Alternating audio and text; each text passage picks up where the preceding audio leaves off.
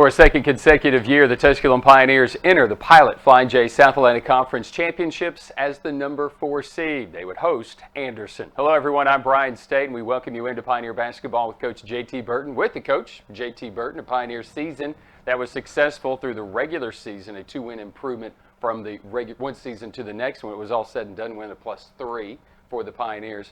You go into that regular season finale the last week, and we talked a little bit about it. You know, we're scratching our heads just a little bit because you wanted to get back to yourself based on the amount of points that you gave up in that final week of the regular season.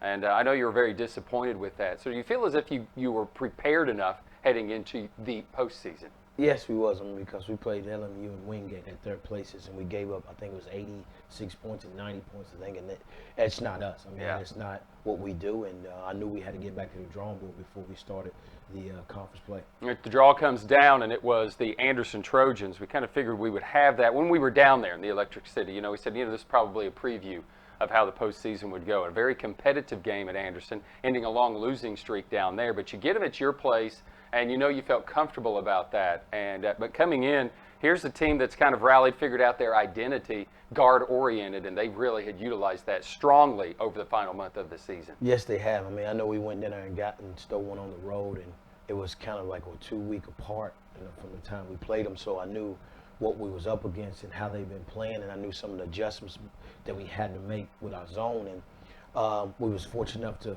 shoot the ball well and play well when they came here. Yeah, and that was a positive. Let's take a look at the highlights of Tusculum versus Anderson. It's the quarterfinals for the second consecutive year the Pioneers are hosting. And really after just kind of a nip and tuck first half, back and forth that you went, you did get off to the very good start, and you shot the ball very well, but much better than you did the final week of the regular season. Yes, we did. We got back to the defensive, side of things, and I know offensive fall is early. You see Trent Gibson shoot that jump shot, and then we gave up a 2 threes right here. But as time went on, we did a really good job of adjusting on the defensive end. All right, just saw Quinn Nottingham make a 3. This was one of the best scorers, the elite scorer in the league. But he really struggled against Tusculum all season long, and he'll eventually struggle in this game. But here's a young man in Zach Dixon. Very pleased to see what he did, a career best 17. Yes, Zach is shooting up in the upper 40s. He's the best three-point shooter as far as percentage-wise on our team.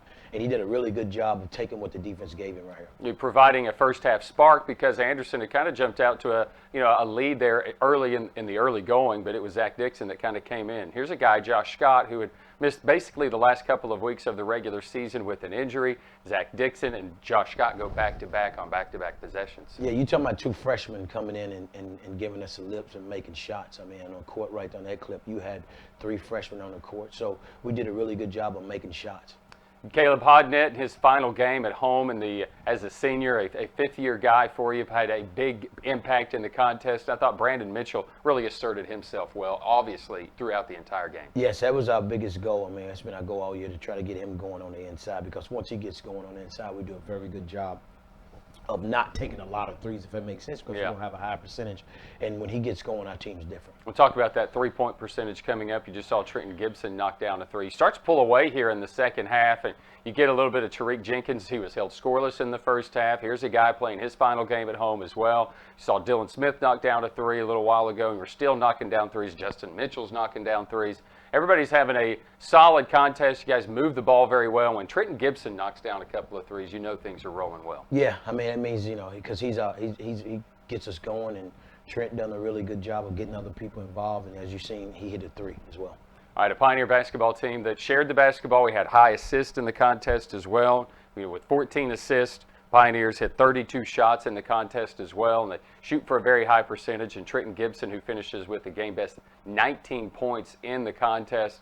Again, a guy that just can do everything. He can make that mid-range shot, but he gets people involved. Yes, he does. When he's got the ball in his hands, he controls the pace of our team, and he gets people open shots. Dylan Smith in his final game as in the season for Dylan, finishing with the big 3. Caleb Hodnett following. And again, a lot of things working well for the Pioneers in this one. Again, from outside, the numbers from 3 was 9 of 14, and there was the exclamation point for Caleb Hodnett. And that's not easy to do on a missed 3 to get an offensive rebound done. Caleb is very, very athletic. Caleb, he didn't shoot the ball exceptionally well this year, but he did a lot of other things a lot better, and then that's why we was able to get to the conference tournament. All right, 32 of 62 for the Pioneers in the game. They shoot 52%. They out-rebound Anderson 44-24, 14 assists, turned it over just 16 times in the game. Second chance points, and for one of the first times in a long time, you're going to see this number was massive, 22-1. Really eliminated Anderson's second chance opportunities. I'm not going to say there's a number that wins you a game, but that has to be pretty close. Yes, I mean that's the best. I mean we was, as far as offensive rebound, the best in the country in Division II. So we had struggled of scoring off of those offensive rebounds, and to have go 22-1, that's a huge difference in the game.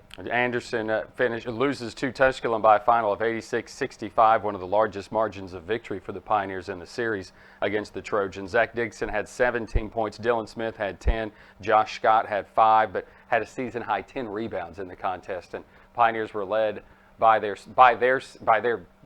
multi-sport star, basically. I mean, this guy's talented in the classroom. He's talented on the basketball floor. And that's Trenton Gibson finishing with 19 points. He was able to, share the basketball as well. And the 9 of 14, you talked about the amount of threes that you take to what you make. When you shoot under 20, you usually have a much higher percentage. Yes, I mean, I've made it a big emphasis before this game. I mean, get to the rim, get a piece of the paint, because that's where we're really good, because we shoot a good percentage from the free throw line. So you want to go, our goal every game is go plus 12 from the free throw line.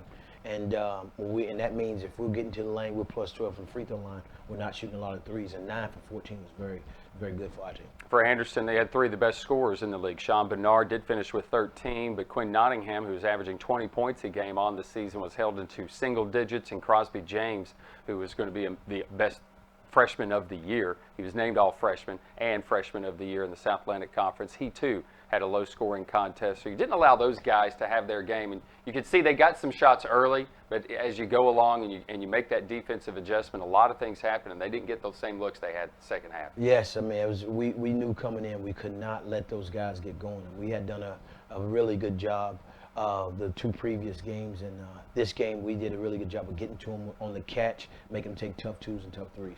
So the Pioneers get the home game last year. They fall to LR, who made their way to the championship game. The Pioneers this season, though, get the victory, and they move on to the conference semifinals. First time since 2011. But in 2011, they faced an LMU rail splitter team as well.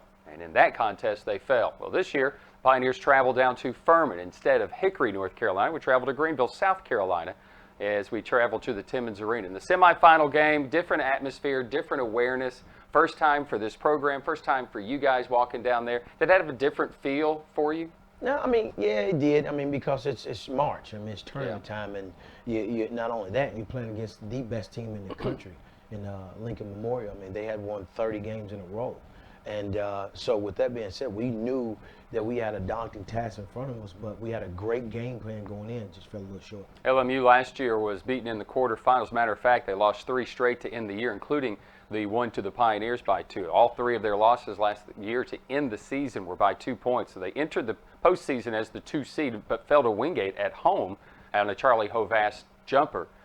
2-point loss every game last year. So they had something to prove to themselves, and so far they have been, riding a 30-game winning streak going against the Pioneers into the semifinal.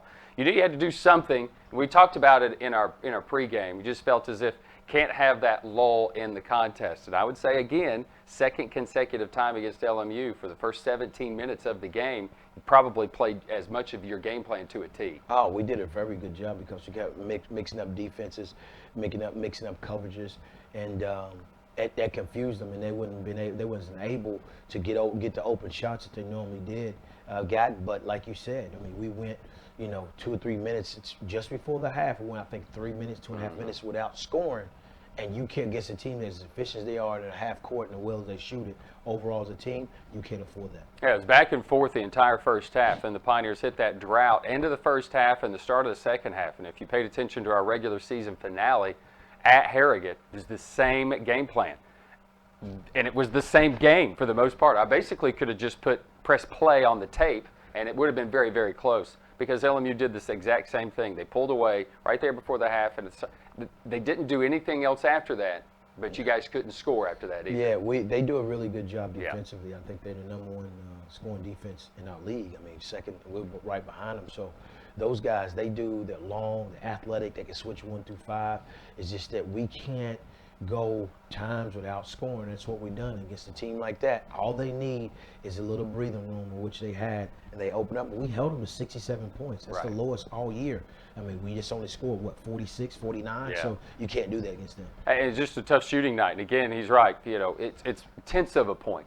LMU allows 70 points. Tusculum allows 70.2 points per contest on the season. So you have first and second. It was two very strong defensive teams, no question about it. But I think what I'm impressed with when they switch and they're able to eye screens and when they're able to get over your screens, they're the best team in the conference in field goal percentage defense and one of the best in the country as well. They don't allow second chance opportunities, and I think that's what they did best in the contest, not allowing you to get to the offensive glass. Oh no, they wouldn't allow it. I mean, because what makes them so dangerous on that end, they don't allow it, and it's hard to really crash against them because they're so good in transition.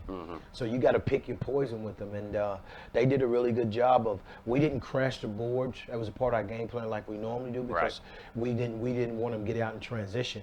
And we had to pick our poison, and we chose not letting them get out in transition. I think they only had 6 points, which they probably averaged, I think, more than 18 points a game in transition. So with that being said, we had to do something, and that's what they took away. And they did take it away, but they didn't allow the transition points. LMU does get their 31st straight win, 67-46 against the Pioneers. It is the lowest scoring output for the Rail Splitters this season, but the Pioneers just couldn't put up enough points. So LMU is back into a championship setting. They would go on to actually win the championship. They would knock off Queens, rallying from behind. They trailed by double digits in the contest, but again, just too much strength down the stretch. And the Pioneers in their season in the semifinal, a 19-win year, a +3 on the season from a year ago. We'll talk a little bit more about that, and we'll talk about some of our conference highlights when we return with more right after this. This is Pioneer Basketball with Coach J.T. Burton.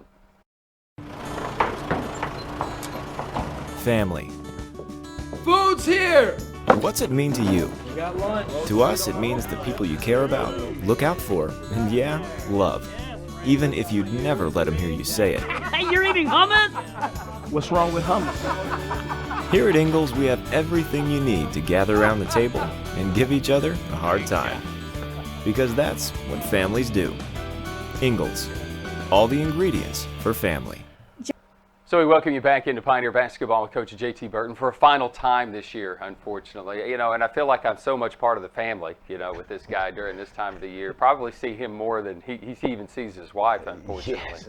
All right, so a Pioneer team that, you get the 19 wins this year, you get the 4 seed for a second time, and an opportunity to be the 3 seed. We're building this, and after the contest, we kind of reflected on it just a little bit, and I was thinking, we're still building this thing, and it's still coming along, and we're still going along. Do you feel comfortable going along with the amount of talent that we're losing this year? And you're very confident in what you believe this staff can do. Yes, I mean, we have no choice. I mean, we're right there. I mean, we coming in 2 years ago when I took this job, as I said, you didn't, I knew we could do it. Not a lot of people, because of the past history, that we could, win this fast and be relevant this fast. And that's a testament to those seniors, those 5 seniors that's graduated. The guy that has spent his entire career here was Caleb Hodnett. Then you bring in guys like Cam King, Tariq Jenkins, Dylan Smith, Chad Amons. And again, these guys that have been with the program and have been part of this success. There'll be big misses, though, next year. Oh, yeah. I mean, you talk about Dylan Smith ended up averaging 11.5 points a game. Tariq Jenkins averaged your second leading scorer at 12.8, I think. And then Caleb Hodnett, just, go on. And Cam King, those guys, Caleb Hodnett is what I always have, because that kid was here, 5 years. He's seen it. I was his 3rd head coach. I keep telling that story in 3 years, and he stayed with us. So, to lose a kid like him and all the other 4 is going to be tough. Let's take a look at some of your all-conference guys, and we'll start on the freshman side of things. And for a second consecutive year, we've got a member of the all-freshman team. Last year, Trenton Gibson was named the freshman of the year. But Josh Scott, and here's a kid that missed the last couple of weeks of the year due to some injury, but really emerged and just loved his toughness that he possessed when he was out on the floor. Joshua Scott came from me from Florida from a friend. He kept recommending. I never seen a kid play. I can't lie. I knew he was a winner. He won 3 out of 4 state championships, and the kid played hard, and he was going to go to a rival school in our league. So I just finally said, you know what? I can't bring him on the official, but I want him. And he came, and the rest is history. The kid done a very good job the last 2 weeks.